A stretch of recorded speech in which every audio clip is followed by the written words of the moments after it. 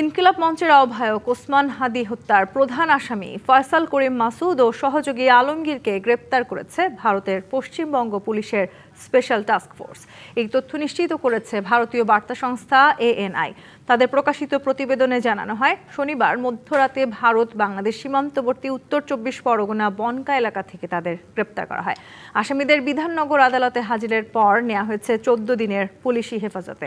বিষয়টি পররাষ্ট্র মন্ত্রণালয়ের মাধ্যমে যাচাই করা হচ্ছে। বন্দি বিনিময় চুক্তির আওতায় পদক্ষেপ নেওয়া হবে জানিয়েছে CID। গেল বছরের 12 ডিসেম্বর জুমার নামাজের পর রাজধানীর পুরানা পল্টনের কালভার্ট রোডে দুর্বৃত্তের গুলিতে গুরুতর আহত হন ইনকিলাব মঞ্চের আহ্বায়ক শরীফ ওসমান বিন হাদী। 18 ডিসেম্বর সিঙ্গাপুরে চিকিৎসাধীন অবস্থায় মারা যান তিনি। এরপর থেকে হত্যাকাণ্ডে জড়িত মূল আসামি ফয়সাল করিম মাসুদ ও আলমগীর হোসেনকে হন্যে হয়ে খুঁজে বেড়ায় আইনশৃঙ্খলা বাহিনী। জানা যায়, মূল আসামি দুজনে ভারতে পলাতক। এরপর থেকে তৎপর হয় ভারতের আইনশৃঙ্খলা বাহিনী। এরই ধারাবাহিকতায় পশ্চিমবঙ্গ পুলিশের স্পেশাল টাস্ক ফোর্সের একটি দল গোপন সংবাদের ভিত্তিতে শনিবার মধ্যরাতে সীমান্তবর্তী জেলা বনগাঁয় অভিযান চালিয়ে তাদের গ্রেপ্তার করে, যা রবিবার নিশ্চিত করেছে ভারতীয় বার্তা সংস্থা ANI।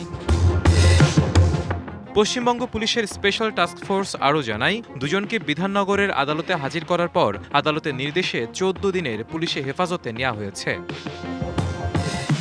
এর আগে হাদী হত্যার ঘটনায় রাজধানীর পল্টন থানায় মামলা করেন ইনকিলাব মঞ্চের সদস্য সচিব আব্দুল্লাহ আল জাবের। মামলাটি তদন্ত করে 6 জানুয়ারি 17 আসামির বিরুদ্ধে আদালতে অভিযোগপত্র দেয় ডিএমপির গোয়েন্দা শাখা। হিমাদ্রি রাহা, DBC নিউজ ডেস্ক।